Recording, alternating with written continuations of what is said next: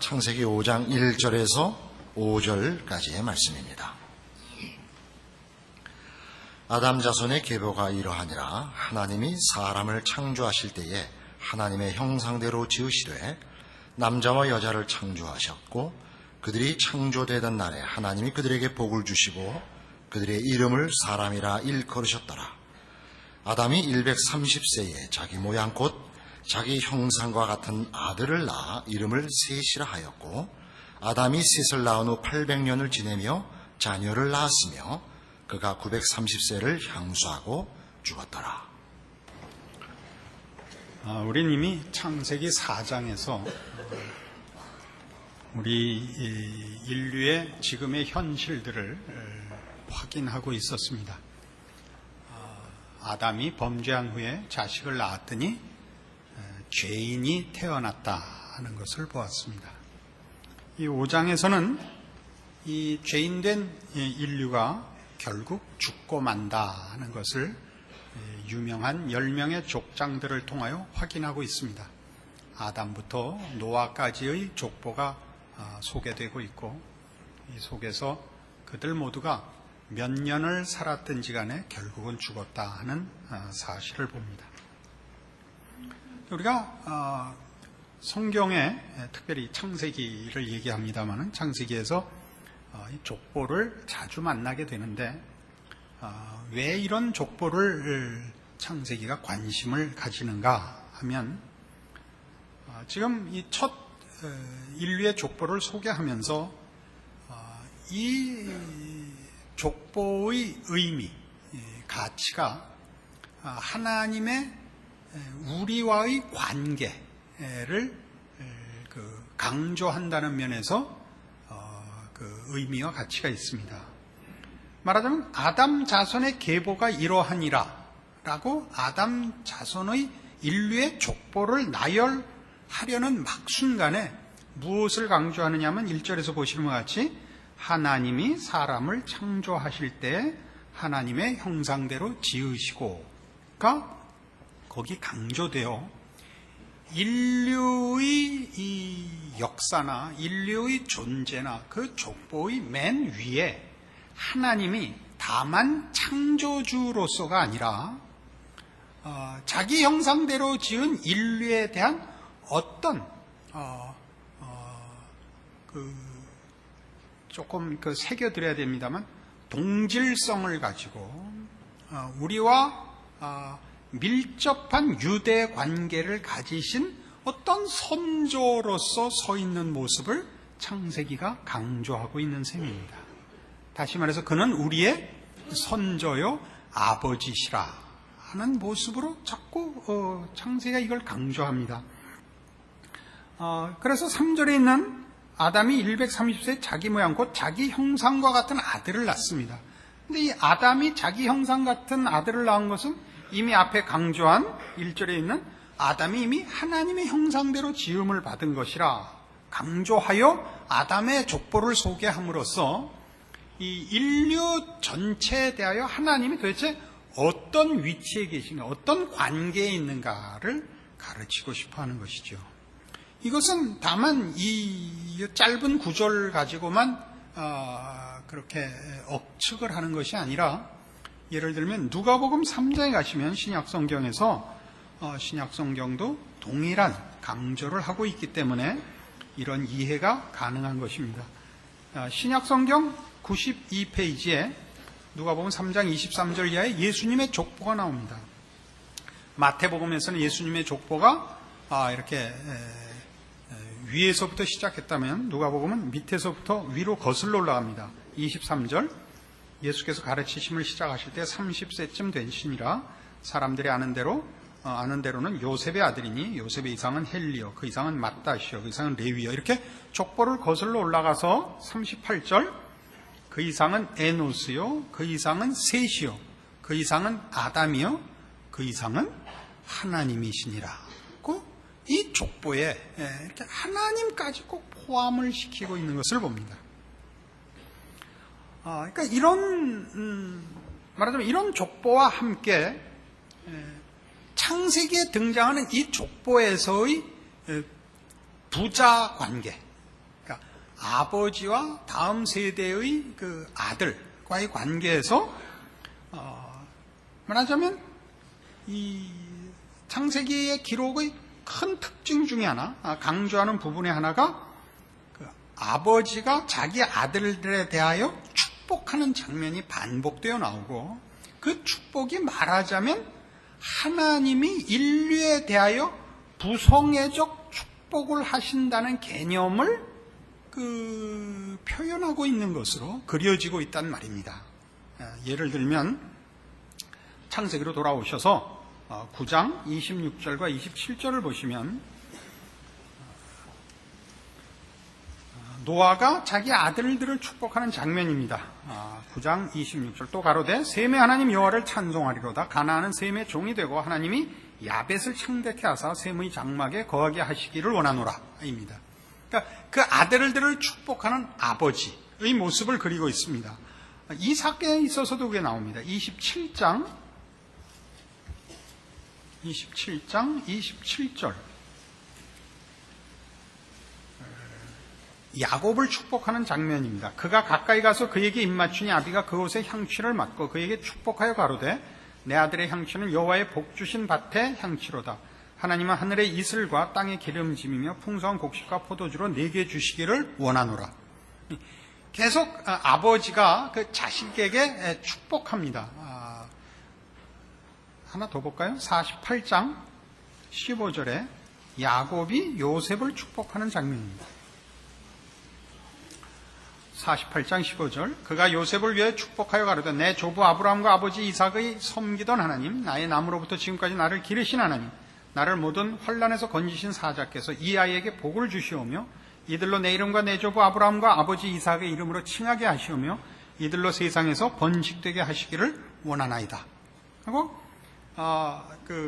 요셉의 두 아이, 그러니까 이제 손주를 축복하는 장면입니다만은 요셉에게 하는 축복이고 요셉의 가문과 이제 후손을 축복하는 장면입니다.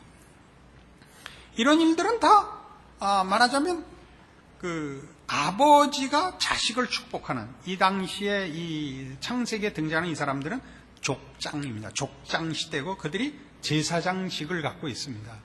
아직 국가가 형성되어 있지 않고 무슨 종교적 단체나 공동체나 이런 것이 형성되어 있지 않아서 어떤 공동체의 직분으로 제사장이기보다 이런 인류를 이어가는 이 하나님이 허락하신 인류의 자자손손에게 하나님이 축복하시는 것을 아버지가 자기 자식에게 축복하는 것으로 보여주고 있는 셈입니다.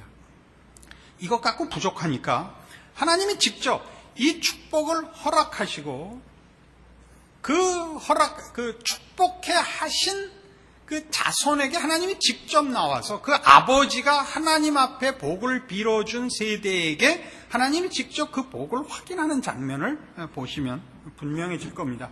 우리는 맨 처음에 창세기 1장에서 하나님이 사람을 만드시고 생육하여 번성하라, 땅에 충만하라 라고 시작하신 것을 압니다. 그것을 오늘 본문에도 5장 2절에 이렇게 다시 반복하죠. 그러니까 이 아담 자손의 족보를 죽었더라를 기록할 장면에서 하나님이 말하자면 이 혈통의 제일 위에 계시고 그리고 하나님이 이 혈통을 복 주셨다는 걸 강조하면서 죽었더라로 갈 겁니다. 결국은 죽었더라지만 이게 하나님이 복 주시기로 작정한 족보라는 거죠. 이 족보는 인류 모두를 포함하고 있는 것입니다. 5장 2절 남자와 여자를 창조하셨고 그들이 창조되던 날에 하나님이 그들에게 복을 주시고 그들의 이름을 사람이라 일컬으셨더랍니다. 이렇게 시작을 하죠. 그래서 예를 들면 9장 1절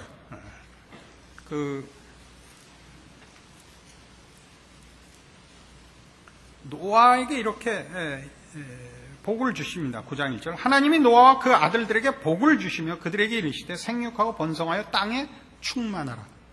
그러니까 이건 그 아비가 노아에게 한 축복이며 동시에 하나님이 그 축복을 와서 확증하고 계시는 것을 봅니다. 12장 우리 잘 아는 아브라함에 있어서도 마찬가지입니다. 12장 2절 내가 너로 큰 민족을 이루고 네게 복을 주어 네 이름을 창대케 하리니 너는 복의 근원이 될지라. 너를 축복하는 자에게는 내가 복을 내리고 너를 저주하는 자에게는 내가 저주하리니 땅의 모든 족속이 너를 인하여 복을 얻을 것이니라.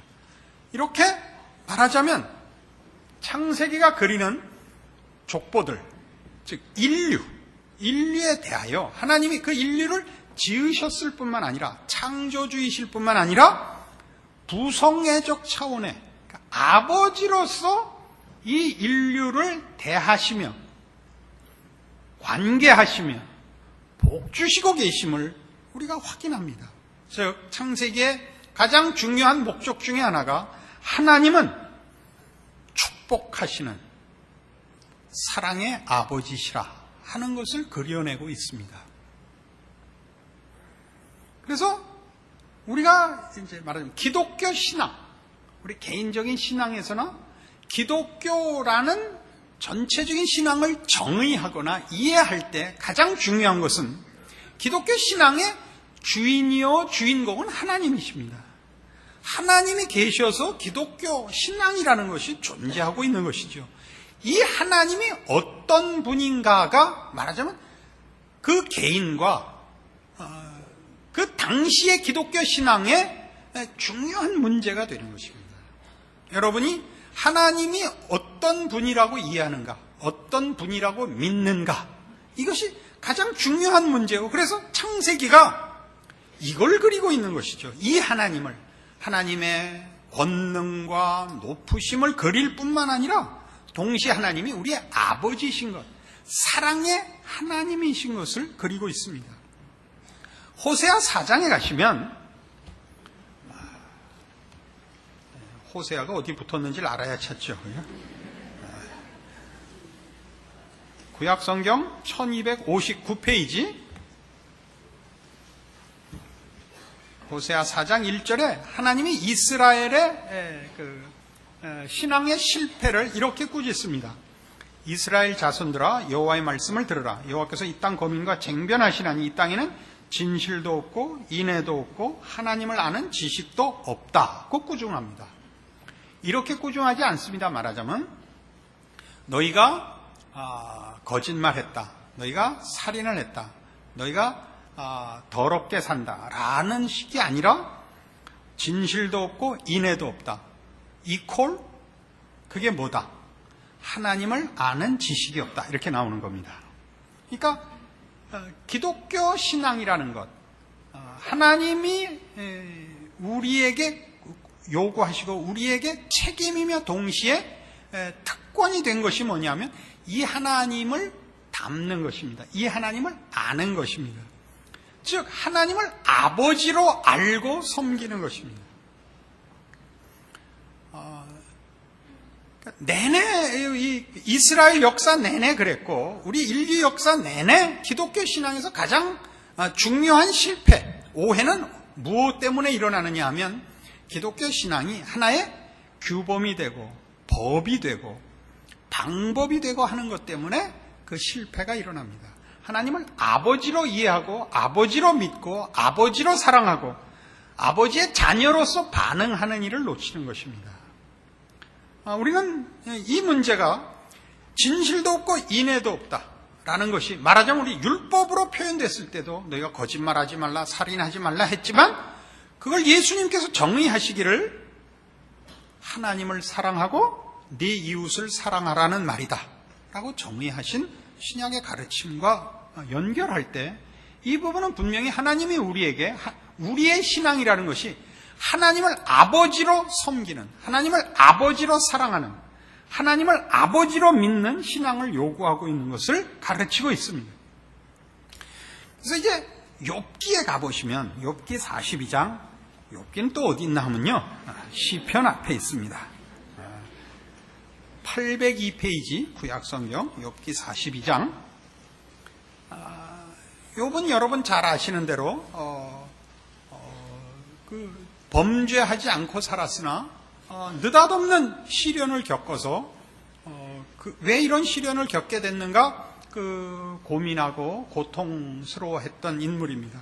그러니까 나중에 하나님 앞에 답을 받고 이 회개를 합니다. 42장 1절 욥이 여호와께 대답하여 가로되 주께서는 무소불능하시오며 무슨 경영이든지 못 이루실 것이 없는 줄 아오니 무지한 말로 이치를 가리우는 자가 누구니까? 내가 스스로 깨달을 수 없는 일을 말하였고 스스로 알 수 없고 헤아리기 어려운 일을 말하였나이다. 내가 말하겠사오니 주여 들으시고 내가 주께 묻겠사오니 주여 내게 알게 하옵소서. 내가 주께 대하여 귀로 듣기만 하였사옵더니 이제는 눈으로 주를 배움나이다. 이 욥의 그 가치는, 욥기의 가치는 이겁니다. 욥기는 성경 중에, 우리가 가지고 있는 성경 중에 제일 처음 쓰여진 책으로 인정받고 있습니다. 뜻밖이죠. 우리는 모세오경이 맨 처음 쓰여졌을 것 같은데 욥기가 제일 먼저 쓰여진 책으로 모든 학자들이 이렇게 이해를 하고 있습니다. 그러면 이 맨 처음 성경이 쓰여졌을 때는 맨 처음이니까 기독교가 무엇이냐 하는 문제에 대해서 어느 책보다도 더 분명하고 확실하게 거기에 중심을 놓고 썼을 것입니다. 근데 욥기의 그 내용이 뭐냐 하면 욥이 경건하게 살고 하나님의 말씀을 따라 실수함이 없이 살았으나 어려움을 겪는 얘기입니다. 어려움을 겪자 친구들이 찾아와서 너 회개해라 그러는 것입니다. 그래서 욥이 난 회개할 거 없다. 난 잘못한 게 없다. 그래서 친구들이 네가 잘못하지 않았는데 왜 하나님이 너한테 벌을 내리셨겠느냐, 이 싸움이죠. 욥기의 싸움은 다 이겁니다. 우리 잘 아는 대로 권선징악의 문제입니다. 착하게 살면 상을 받고 죄를 지으면 벌을 받는다. 기독교는 그게 아니라는 얘기를 하는 것입니다. 기독교는 잘잘못에 관한 정도가 아니다 라는 얘기를 하죠. 그래서 욥이 계속 내가 잘못한 것이 있다면 누구든지 나와서 날 고소해라. 그럼 내가 달게 벌을 받겠다. 내가 무슨 일에 잘못한 것이 있느냐를 쭉 나열합니다. 아주 긴 장을 할애해서 내가 가난한 자를 돌아보지 않은 적이 있느냐, 내가 교만한 적이 있었느냐, 내가 무슨 실수를 한 적이 있느냐, 말이 있으면 해봐라요. 나중에 그것은 하나님에 의하여 그 고소한 세 친구가 잘못이고 욥에게는 이 문제에 결함이 없다는 게 밝혀지기까지 합니다. 그럼에도 불구하고 욥은 끝에 회개하는 것으로 끝이 납니다. 뭘 회개했을까요? 하나님이 나중에 나타나서 욥의 그 항변, 내가 도대체 왜 잘못한 것 없이 왜 이런 고난을 받아야 합니까에 대하여 하나님이 무슨 답을 하시느냐 하면 모든 창조 세계의 신비를 그에게 보이십니다. 모든 창조 세계, 자연과 자연에 있는 생물들을 예로 들면서 그것들을 내가 만들 때 어느 것 하나 결함이 있게 만든 것이 있느냐라고 묻습니다. 모든 하나님의 창조물은 완벽합니다. 그 완벽함이라는 말 속엔 뭐가 있냐면 지었을 뿐만 아니라 지은 것을 하나님이 관리하고 계시단 말이죠. 간섭하고 보호하고 계시다는 얘기를 합니다. 하나님은 만들기만 하시는 분이 아니라 만든 모든 것에 대해 책임을 지시되 책임을 뛰어넘는 그 한량 없는 은혜로우심과 복주심으로 모두를 만족해 이끌어가고 계신다를 보이십니다. 여기에서 욥이 넘어가는 겁니다. 뭐가 넘어가느냐?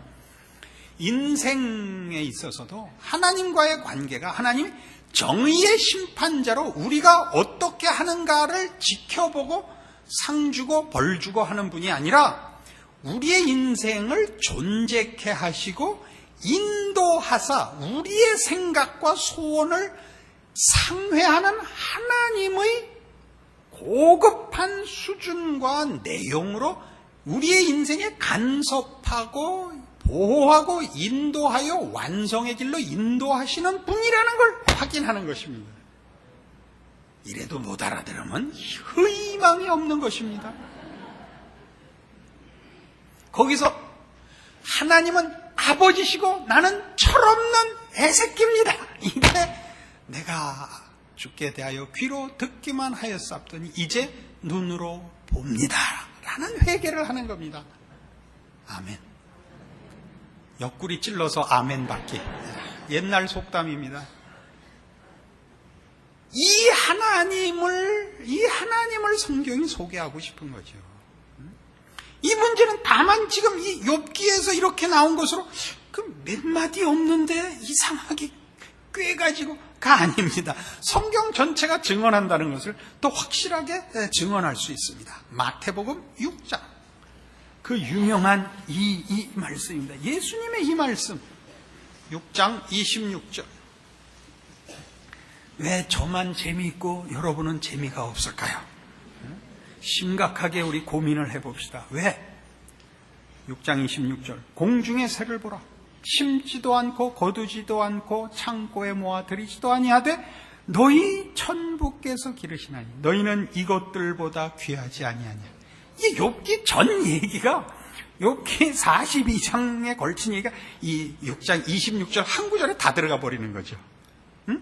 공중의 새를 봐라. 어떻게 한다고요? 심지도 않고 거두지도 않고 창고에 모아 들이지도 않는데 누가 완벽하게 먹이세요? 우리 아버지가. 새의 아버지는 아니라니까요. 우리 아버지가 저걸 먹이신다고요. 하물며 너희일까 보냐에 욥이 넘어가는 거예요. 맞습니다. 제가 바보였습니다가 나오는 거죠. 제가 하나님을 몰랐습니다가 나오는 거죠. 네? 뒤에 이어볼까요? 30절. 오늘 있다가 내일 아궁이에 던지우는 들풀도 하나님이 이렇게 입히시거든 하물며 너희일까 보냐 믿음이 적은 자들아. 그러므로 염려하여 이르기를 무엇을 먹을까 무엇을 마실까 무엇을 입을까 하지 말라. 이는 다 이방인들이 구하는 것이라. 너희 천부께서 너희 하늘 아버지께서 이 모든 것이 너희에게 있어야 할 줄을 아시느니라. 그러니까 우리에게 일어나는 어떤 일도 하나님이 허락하지 않은 일이 없으며 하나님이 간섭하시지 않는 것이 없으며 우리에게 유익이 되지 않을 일이 없다는 거지요. 우리가 인생을 살면서 배우잖아요. 부모와 자식이 얼마나 그 생각과 그 깊이에서 달라요. 부모의 생각과 자식의 생각은 얼마나 달라요. 부모가 어떻게 자식을 그러니까 교훈하죠. 너 이번에 10등 안에 들면 네가 사달라는 거 다 사줄게. 그랬더니 자식이 한다는 소리가 그럼 10등 안에 들면 나를 독립시켜 주세요. 그걸 죽여 안 죽여? 생각을 해봐요. 그게 욥이 깨달은 거예요. 하나님 앞에는 벌 받지 않을 정도의 어떤 최소한의 규범을 지키면 되는 것이 신앙인 줄 알고 있는 거예요. 공부 잘했잖아요. 이거예요. 그게 날 독립시켜 주세요. 독립이라고라고라. 그걸 놔둬요? 죽여버리지.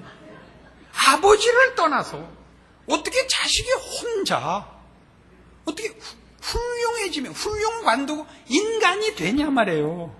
어떻게? 가르침을 받아야지. 채워줘야지. 그 가르침을 받고 채워줘야 할 그 실력 속에는 지식과 기술만 있는 것이 아니라 사랑이 있고 용서가 있고 보호가 있어야 되는 거 아니에요? 그건 아버지밖에 못 주는 거 아니에요? 어머니는 빼놓은 얘기 안 해요, 또. 부모밖에 못하는 거 아니에요? 이 얘기를 성경이 하고 싶은 거죠. 이 하나님을 이미 창세기에서 그리고 있다니까요. 우리는 범죄했으나 하나님은 아담의 족보, 죽을 수밖에 없는 죄를 지은 그 족보 속에 하나님은 그 혈통에 하나님이 시작이시라고 얘기를 해요.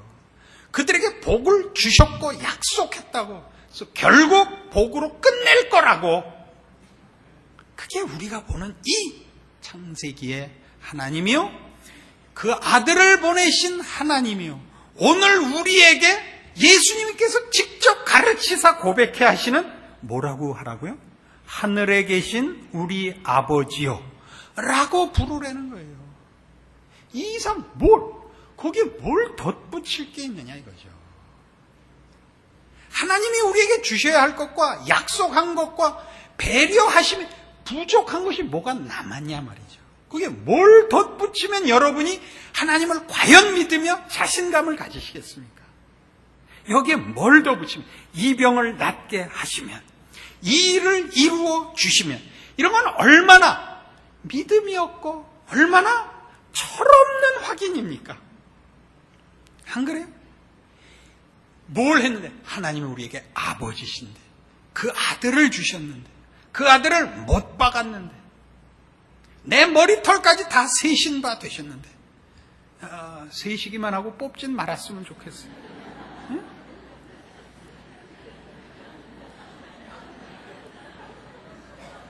뽑으면 손해? 아니에요. 그래도 유익이고, 희게도 유익이고. 그 얘기를 하고 싶어 하는 거죠. 이 하나님이, 여러분이 이 하나님을 이해하고 행복하기 전에도 우리 하나님은 나에게 아버지셨고, 내가 철없는 짓을 할 때도 아버지셨고, 내가 깨닫고 믿고 행복할 때 더더욱 아버지시죠. 우리 자신을 위하여 하나님이 당신을 더 알리시며, 더 말씀하시며, 더 확인시키사 우리의 복을 추구하고 있고, 그 깨달음을 위해 기다리고 계시고 있다는 것을 기억하시는 이 이해로 여러분의 믿음이 더 강해지시고, 여러분의 삶에 일어나는 어떤 일에도 놀라지 않고 이 믿음 위에서 자신을 갖는 승리가 있기를 원합니다. 기도하십시다. 하나님 아버지 은혜를 감사합니다. 하나님은 우리 아버지십니다. 우리의 필요를 아시며 우리에게 있어야 할 것을 구하기 전에 아시며 주시는 아버지십니다. 오늘 있다 내일 아궁이에 던져오는 들풀도 그렇게 입히시는 우리 아버지십니다. 우리를 위하여 예수 그리스도를 보내사 우리를 대신하여 십자가에 못 박으신 우리 아버지십니다. 하나님을 아버지라 부르게 하시며, 그래서 무슨 기도든지 응답받은 줄 알라 약속하신 아버지십니다. 이 믿음 위에 서서 우리의 신자된 자랑과 복된 인생을 살아 하나님의 자녀된 것을 누리며 자랑하며 나누며 베풀며 증거하며 승리하는 인생으로 살게 하여 주시옵소서. 예수님 이름으로 기도합니다. 아멘.